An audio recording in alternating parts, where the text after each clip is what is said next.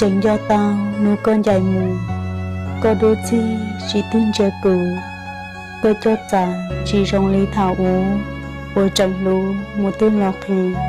Thế tên chị của nó tàn lì, chiếc khế xìa kì lú rong rong, có chỉ tia của nhỏ ý lên, nhà tù nê ở có tư dùa, sẽ chỉ thua sẵn chế tà lì. Chương gỡ lì của thiên mong rì, có những chị của xếp phê, những chị kể cho của tu xìa. Có hư thiếm lúc của ta lì, chỉ bảo tình cho vì đã chị, có theo lì thổi kỷ lũ, có chỉ lũ cho của nó chìa, chả ý bia rong lên bao sùa, có nì thua với kỷ lũ tu ta, chương gỡ đó giờ chỉ dòng trang. Đã tù năng và yêu lũ cha, những hai chàng cho tao yêu chi.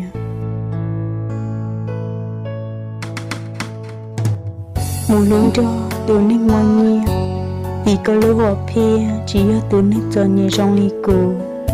Khi có bao thì cụ mó xì, đứa cụ nhẹ chỉ bỏ cả hòa năng.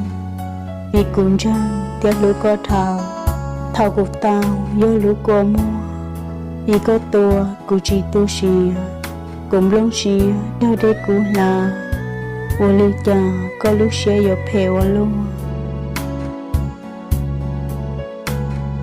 Có nì mù chỉ nó cụ sò, có một lo lần chơi mong to, có chuyện do tụi nó tỏ cả, vì có xa đi chà lò.